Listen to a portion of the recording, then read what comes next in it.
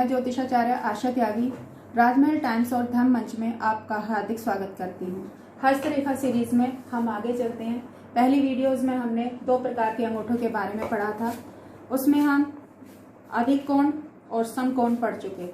अब हम न्यून कोण के बारे में थोड़ा सा जानते हैं। न्यून का मतलब जैसे कि न्यून से हमें प्रतीत होता है कि न्यून मीन्स कम।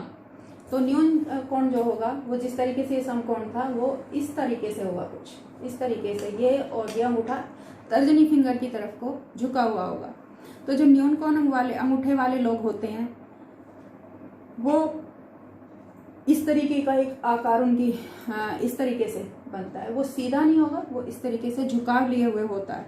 ये लोग जो हैं लंबाई इनकी अपेक्षाकृत कम होगी। अंगूठे की जो लंबाई है वो भी थोड़ी सी कम होती है ऐसे लोगों की। और देखने में ये अंगूठे कुछ बेडोल से प्रतीत होते हैं। जैसे ये पहले वाले बताए थे हमने, अधिक कोण और समकोण, ये अंगूठे देखने में सुंदर होते हैं।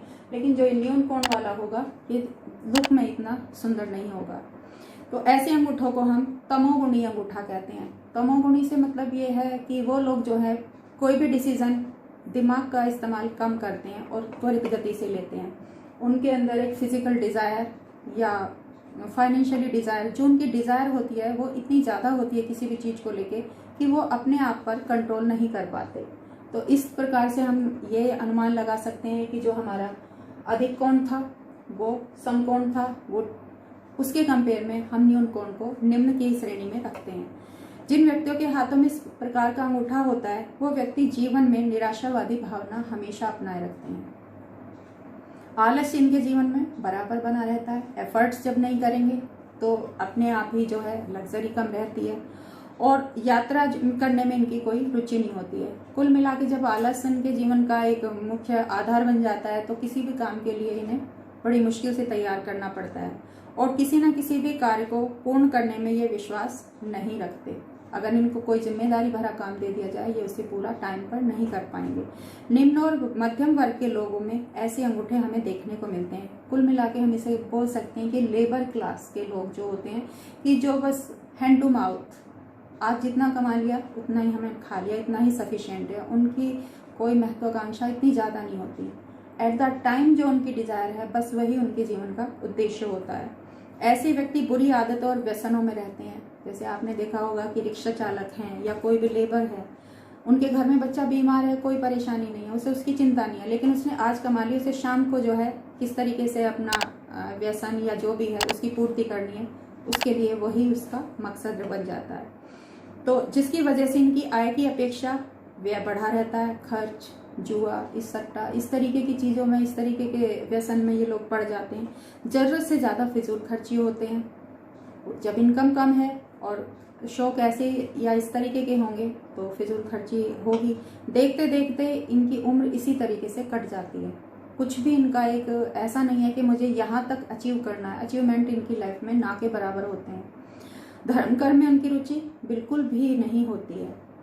भूत प्रेत देवी देवताओं की तरफ इनका थोड़ा बहुत झुकाव हो सकता है। कोई जादुई करिश्मा कर दे जिससे मुझे बिना किए ही सफलता मिल जाए, ऐसा इनका विचार रहता है। तो निम्न स्तरीय काम ये कुछ भी कर सकते हैं। किसी की जेब काटना, किसी का मोबाइल चुरा लेना घर में। जैसा मैंने स्टार्टिंग में ही कहा था कि हस्तरेखा हमारे लिए इसलिए भी अनिवार्य है कि आजकल हम सब इंडिविजुअल फैमिली में रह रहे हैं। इंडिविजुअल फैमिली में रह रहे हैं, हमें सर्वेंट्स के ऊपर डिपेंड रहना पड़ रहा है। सर्वेंट्स के ऊपर डिपेंड रहना पड़ रहा है, उसके बारे में हम व्यक्तिगत जानकारी कैसे लें, कहाँ से लें। अगर हम हस्तरेखा के बारे में या थोड़ा सा फेस रीडिंग के बारे में भी हम आपको आगे थोड़ा सा बताएंगे। थोड़ी सी हमें जानकारी है, थोड़ी सी हम नॉलेज रखते हैं तो सामने वाले को हम जज कर सकते हैं कि ये इंसान विश्वासघात तो नहीं करेगा। तो ऐसे व्यक्ति जो हैं भोगी, भोग उनका 2 तरीका ही होता है, एक फिजिकली और एक खान पान का। बाकी उसके अलावा उनकी कोई ख्वाहिश नहीं होती है।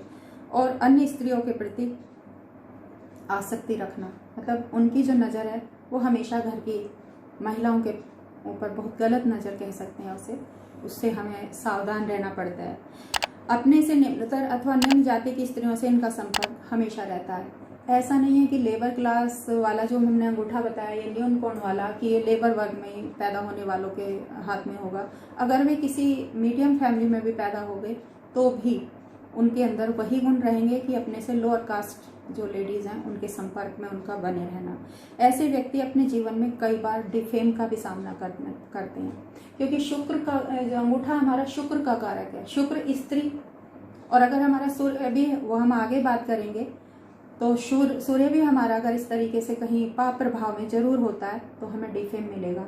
और क्योंकि न्यून अंगूठा हमारा, न्यून का मतलब ही कमी है कि हम अपने से निम्नतर लोगों के साथ डिफेम का भागीदार बन सकते हैं। ऐसे लोगों से समाज को कोई लाभ नहीं होता है, लाभ भी नहीं होता है, लेकिन हम उनसे बच भी नहीं सकते, सिर्फ हम अवेयर रह सकते हैं। तो ये थे हमारे 3 प्रकार के अंगूठे। एक अधिक कोण बताया मैंने पहली सीरीज में, तो समकोण बताया, और ये न्यून कोण। अब आते हैं हम कि अंगूठे के 3 भाग। अंगूठे के 3 भाग होते हैं। अगर हम ध्यान से देखेंगे, किसी का भी अंगूठा 3 पार्ट्स में डिवाइड होता है। मेन तो 2 ही पार्ट्स होते हैं, लेकिन 3 पार्ट्स में ये हल्का सा यहाँ से, क्योंकि एक शुक्र वलय होता है, ये हमारे हाथ में शुक्र वलय से हम इसे 3 पार्ट में मान सकते हैं। पहला भाग जो है वो नाखून से चिपका हुआ होता है, दूसरा मध्य भाग होता है, और तीसरा वो भाग कहलाता है जो शुक्र पर्वत से जुड़ा हुआ होता है। तो हस्तरेखा के अनुसार पहले वाले को हम पोरुआ बोलते हैं। पोरुआ, ये प्रथम पोरुआ, पोरुआ, पोरु जो भी बोलते हैं, पोरा कुछ भी बोलते हैं, मतलब पोरुआ हमारे उसमें बोलते हैं। दूसरा रज, और तीसरा जो है हमें तम को स्पष्ट करता है। ये पोरुआ, ये हमारा जो है रज, और ये हमारा तम को वो करता है स्पष्ट। इस ऊर्ध्व भाग, मध्य भाग और अधो भाग के नाम से भी जानते हैं। जो अपर वाला है इसे हम ऊर्ध्व भाग कहेंगे, और जो हमारा मध्य वाला है उसे हम मध्य भाग, और नीचे वाले को हम अधो भाग कहेंगे। वैसे तो हमें नाम से ही कुछ ना कुछ इसके बारे में जानकारी मिल जाती है। ऊर्ध्व मीन्स ऊंचा, मध्य मीन्स मीडियम, और अधो मीन्स निम्न के नाम से जानते हैं। तो तर्क और विचार का प्रतिनिधित्व भी उसी तरीके से होगा जिस तरीके से कि हमारे अंगूठे की आकृति हमारे हथेली में दिखाई देगी। जो हमारा पहला भाग है वो इच्छा शक्ति का होगा, जो दूसरा भाग है वो हमारा तर्कना शक्ति का होगा, और जो तीसरा है वो हमारा अधो है। तो निम्न तरह के ही हमें इसके गुण देखने को मिलते हैं। अधो भाग प्रेम, वैराग और स्नेह को सूचित करता है। ये किस तरीके का होगा? प्रेम ऐसा नहीं है कि प्रेम बुरी चीज़ है, प्रेम अच्छी चीज़ भी है, लेकिन उसके लिए ओवरऑल हमें हस्तरेखा का पूरा आकलन करना आना चाहिए, उसके बाद ही हम बता पाते हैं। तो प्रथम पोरवा जो होगा हमारा, जिस मनुष्य के हाथ में प्रथम पोरवा दूसरे पोरवे से लंबा होगा, उस व्यक्ति की इच्छा शक्ति प्रबल होगी, निर्णय लेने में वह स्वतंत्र होगा, वो किसी की मानेगा नहीं। ऐसी इच्छा शक्ति वाले लोग जो हैं अधीनता में रह के काम नहीं कर पाते, जिनका ये वाला पार्ट जो है बड़ा होगा। धार्मिक विचारों में गहरी आस्था रखने वाले होते हैं। उनका स्वयं का व्यक्तित्व इतना प्रबल और आकर्षक होता है कि देखते ही देखते इनका व्यक्तित्व का प्रभाव सामने वाले पर पड़ने लगता है। एक नहीं तो दूसरी मुलाकात में जरूर ये कन्विंस कर लेते हैं अपने सामने वाले को। ये अपने व्यक्तित्व के बल पर कुछ भी असंभव को संभव कर सकते हैं। ऐसे व्यक्ति यौवनावस्था की अपेक्षा वृद्धावस्था में अधिक संवेदनशील हो जाते हैं। यदि प्रथम और द्वितीय पोरवा बराबर हो, इसकी और इसकी लंबाई बराबर हो, तो ऐसा व्यक्ति समाज में सम्मानीय होता है। स्थान प्राप्त कर, जो सम्मान का दर्जा है उसे ऐसा स्थान प्राप्त होता है। ये ना तो किसी को धोखा देते हैं और ना ही किसी से सहज में धोखा खाते हैं, मतलब संतुलन उनकी लाइफ में होता है। जीवन में मित्रों की संख्या बहुत होती है और समाज में ऐसे लोग लोकप्रिय होते हैं। कठिन से कठिन परिस्थितियों में भी इन्हें मुस्कुराते हुए आप देख सकते हैं। संतुलन का नाम ही ये है कि हर परिस्थिति में बैलेंस बनाए रखना। अब ये आता है द्वितीय पोरवा, जो दूसरा पार्ट है अंगूठे का। ये हमारी तर्कना शक्ति को दर्शाता है। यदि दूसरा पोरवा पहले पोरवे से बड़ा हो और मजबूत हो तो यह सिद्ध होता है कि व्यक्ति में तर्क शक्ति जरूरत से ज्यादा है। आर्ग्यूमेंट करना, ऐसे लोग वकालत के क्षेत्र में जो है बहुत प्रसिद्धि पाते हैं।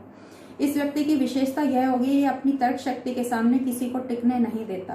परंतु इस प्रकार के व्यक्तियों के में एक कमजोरी होती है कि वे अपने उचित और अनुचित को भी अपने तर्क से सही सिद्ध करने की कोशिश करते हैं। तो कभी कभी हो हल्ला भी करते हैं, जिस तरीके से सदन में हो रहा है, संसद में हो रहा है। इस तरीके की हरकतें जो हैं ये इस पोरवे के बड़े होने वाले लोग ही करते हैं। तो अपनी विजय सिद्ध करना ही उनका एक मकसद होता है। यदि किसी व्यक्ति के हाथ में यह पोरवा पतला हो तो ऐसे व्यक्ति अपने दिमाग से काम न लेकर जो भी आता है वो ही मुंह पे बोल देते हैं। तो उन्हें बकवादी लोग भी कह सकते हैं। ऐसे लोग जो है दूसरों में कमी निकालते रहते हैं। पहला दूसरा पोरवा बराबर लंबाई में हो, बराबर मोटाई में हो तो व्यक्ति शांत मस्तिष्क के होते हैं। तो इस प्रकार से हमने पोरवे के 2 पार्ट इस सीरीज में पढ़े। उसके बाद नेक्स्ट पार्ट हम अगले